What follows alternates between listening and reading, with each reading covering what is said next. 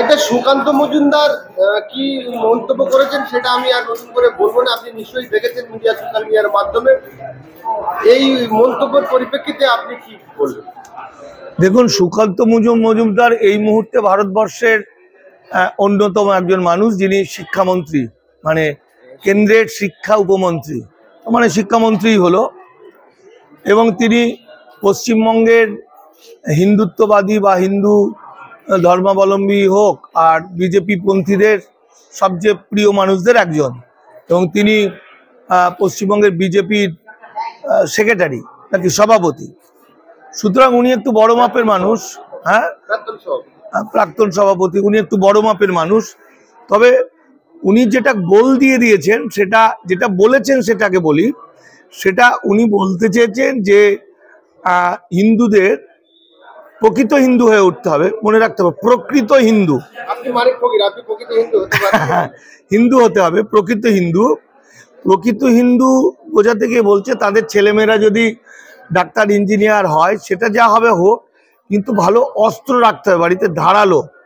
তো যেটার এফেক্টটা আজকে আমি দেখলাম, দিল্লি না, ওটা হলো মনে হয় রাজস্থানের এক ভদ্রলোক একটা গ্রুপে 2-3 জন, রাজস্থান, হরিয়ানা, বিভিন্ন জায়গার কিছু মানুষ, মতুয়া ধর্মাবলম্বী মানুষ, ভালো মানুষ, তারা যখন বলছে, তখন সনাতন ধর্মের কথা বলতে গিয়েই বলছে যে আমাদের কাছে, আমাদের সবাইকে এখন বাড়িতে অস্ত্র রাখতে হবে, তলোয়ার, টাঙ্গি, বল্লম রাখতে হবে, তা নাহলে মুসলমানরা সব শেষ করে দেবে। মানে সুকান্ত মজুমদারের আওয়াজটা সারা ভারতে ছড়িয়েছে হিন্দুদের মধ্যে। ফলে হিন্দুরা, এই উদ্বাস্তু হিন্দুরা যারা বিজেপি পন্থী, তারা অস্ত্র শান দিচ্ছে মনে হয়। কিন্তু আমার অ্যাঙ্গেলটা হচ্ছে, সুকান্ত মজুমদার এমন একটা কাজ করেছে, তাকে আমি স্যালুট দিই।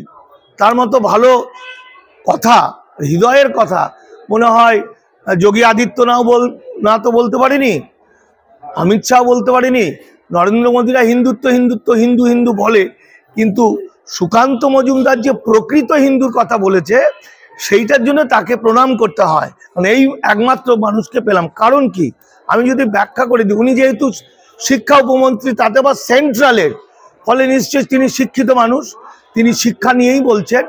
তাহলে প্রকৃত হিন্দু কাদের বলে? তো হিন্দু হচ্ছে 1837 সাল পর্যন্ত ভারতবর্ষের অফিসিয়াল ল্যাঙ্গুয়েজ ছিল পার্সি ভাষা, পার্সি। সেই পার্সি ভাষায় হিন্দু মানে নফর, চাকর, গোলাম, পরাজিত, অর্থাৎ ভারতীয়, যেটা ব্রিটিশ সরকাররা বলতো কালা আদমি, সেরকম পার্সিরা বলতো হিন্দু ও হীন, মানে নিচু, তাই তো? তাহলে এই ভারতবর্ষের 92% মানুষ হিন্দু, আর 92% মানুষ হচ্ছে SC ST OBC মানুষ, এবং যারা যুগ যুগ ধরে ভারতবর্ষে বসবাস করছে, যুগ যুগ ধরে ভারতবর্ষের মানুষ। তো সেক্ষেত্রে সুকান্ত মজুমদার যেটা বলেছেন প্রকৃত হিন্দু, তাহলে এই লোকগুলো প্রকৃত হিন্দু। এই লোকগুলোর কাছে এখন সবচেয়ে ভয় কোনটা? কারা আক্রমণ করেছে? তাদের আক্রমণ করেছে ব্রাহ্মণ্যবাদ, মনুবাদ, তাদের উপর আক্রমণ করেছে, তাদের কৃতদাস বানানোর ব্যবস্থা হয়েছে, তাদের বর্ণ ব্যবস্থায় ফিরিয়ে নিয়ে যাওয়ার ব্যবস্থা হয়েছে, তাদের সতীদাহ প্রথার চালু হয়ে যেতে পারে। সমস্ত রকম ব্রাহ্মণ্যবাদীদের যতগুলো দাঁত নোখ আছে, ভয়াবহ নরখাদকের মতো ব্রাহ্মণ্যবাদ, মনুবাদ, হিন্দুত্ববাদ অ্যাটাক করছে। তাহলে হিন্দুরা কি করবে? তাহলে হিন্দু আর ব্রাহ্মণ দুটো আলাদা। এটা ব্রাহ্মণ্যবাদীরা, মানে যদি ব্রাহ্মণ থেকে ব্রাহ্মণ্যবাদীরা, এরা আর্য, মানে বিদেশ থেকে আসা। তাহলে এই বিদেশি ব্রাহ্মণ্যবাদীদের, তাদের শক্তি, তারা ভারতীয়দের উপর আক্রমণ করছে হিন্দুদের। তাহলে ভারতীয়রা কি করবে? ভারতীয়রা অবশ্যই সুকান্ত মজুমদারের কথা শুনে, এতদিন তারা চিৎকার চেঁচামেচি করে গালাগালি দিয়েছে, একটু মিছিল মিটিং করেছে, এখন তারা অস্ত্র শোনাবে। তাহলে ওই যে চকচকে অস্ত্র, ধারালো অস্ত্রটা কাদের পিছনে যাবে? ওই ধারালো অস্ত্রটা যাবে অমিত শাহর পিছনে, নরেন্দ্র মোদীর পিছনে, সুকান্ত মজুমদারের পিছনে, শুভেন্দু অধিকারীর পিছনে। কারণ ওই রাস্তাটা তো শিখিয়ে দিলেন কারা? আমরা বলি আন্দোলন করো, কিন্তু গণতান্ত্রিক পদ্ধতিতে আন্দোলন করো, ভারতের সংবিধানকে মেনে আন্দোলন করো। কিন্তু সুকান্ত মজুমদার বলছে, একজন কেন্দ্রের শিক্ষিত মানুষ, মানে শিক্ষা উপমন্ত্রী, তিনি বলছেন হিন্দুদের মানে দেশবাসীকে এসসি এসটি ওবিসি মাইনরিটি গরিব মানুষদের বলছে এ তোমরা তলোয়ার হাতে নাও, মানে ধারালো অস্ত্র নাও। সত্যিই বলেছে, কারণ আগামী কয়েকদিনের মধ্যে তাদেরকে পথে নামতেই হবে, কিছুদিনের মধ্যে। তার মধ্যে সুকান্ত মজুমদারও কিন্তু বাদ যাবে না, হয়তো প্রথম কোপটা তিনিই খাবেন। তো আপনি একজন হিন্দু মানুষ, তো আপনি কি সুকান্ত মজুমদার যে নসিহত মানে যে উপদেশ দিয়েছে সেটা কি মেনে চলবেন? দেখুন, সুকান্ত মজুমদারের বডিগার্ড লাগে। সুকান্ত মজুমদার রাস্তা দিয়ে যাবে, তার পিছনে সামনে পুলিশ, মিলিটারি, সিআরপিএফ, মিলিটারি, মানে আমি মিলিটারি বলতে বোঝাচ্ছি তাদের সব সময় ভয়, এই আমাকে মানুষ মারলো কেন। তার কারণ এরা এমন কিছু কাজ করে। প্রথম কথা, ব্রাহ্মণ্যবাদী, আরএসএস, বিজেপি। তার মানে এই 82% বা 85% বা 92% মানুষ এদের ছাড়বে না যখন তারা সত্যিগুলো জেনে যাবে যে কি হতে চলেছে। তাতে আবার ওরা আবার মানে এমএলএ মানে মন্ত্রী, তাদের অনেক মিথ্যা কথা বলতে হয়, কন্টিনিউ মিথ্যা কথা বলতে হয়। যেমন এখন উদ্বাস্তু হিন্দুদের ধরার জন্য সারাদিন মিথ্যা কথা বলে, ফলে আমি তাদের বডিগার্ড দরকার হবে। আমার তো কিছু দরকার হয় না, আমি তো কখনো মিথ্যা কথা বলি না। আমি আজ পর্যন্ত নাগরিকত্ব ইস্যুতে বা অন্য কিছু ইস্যুতে আমি ভুল হয়ে গেলে আমি ক্ষমা চাই, 5 জনের কাছে জেনে আবার বলি ভুল হয়েছে। কিন্তু আমি যদি তাহলে কি হচ্ছে, এই মানুষ, আমি এই 85% 92% মানুষের মধ্যে একজন, তাদেরই আমি একজন, তাই তো?